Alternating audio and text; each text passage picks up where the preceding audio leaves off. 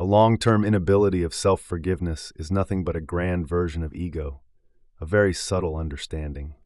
Holding on to guilt or refusing to forgive ourselves can seem like humility, but at its core, it often comes from an inflated sense of our own self-importance.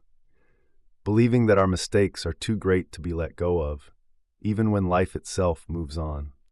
It's as if our ego disguises itself as self-reproach, making us feel set apart in our suffering, making us feel that we deserve to suffer, to be punished over and over again, as though our pain is somehow more significant than the natural ebb and flow of human imperfection.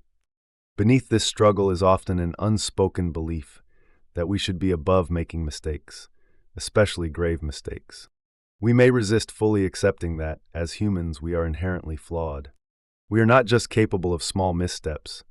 We also have the capacity to inflict deep wounds on others and on ourselves, both intentionally and unintentionally. This is not an exception to the human condition. It is the human condition.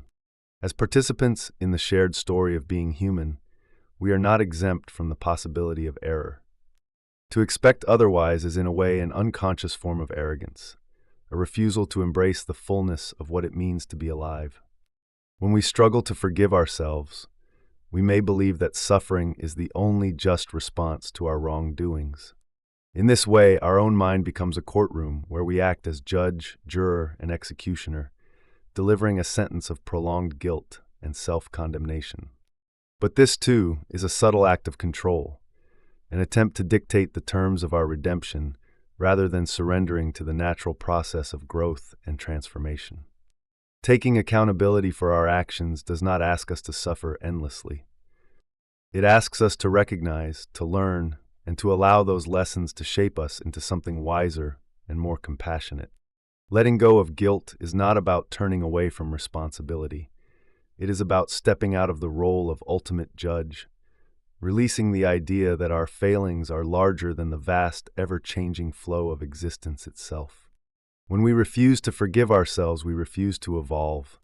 We cling to a fixed identity, the guilty one, rather than allowing ourselves the possibility of renewal. But life does not hold on to our mistakes the way we do. The river continues to flow, whether we carry our burdens or set them down. And perhaps real humility is found not in endless self-punishment, but in the quiet courage to move forward with grace.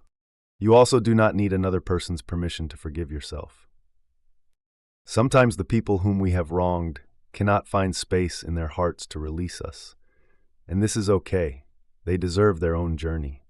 Coming to a place of self-forgiveness sets you free to offer compassion, understanding, and atonement to the universe at large, even if the person we have wronged cannot accept our sorrow for hurting them. In our new state of self-forgiveness, we develop compassion and awareness, we intend their healing, and use our newfound understandings to reach back and help others on similar paths. We use our self-forgiveness to make ourselves better humans and the world a better place. What do you think keeps us holding on to guilt, even when life itself invites us to let go? Drop a comment. Remember that you are loved. There are lots of great free resources at www.hef.co that can be useful wherever you are on the journey of becoming more and more of you.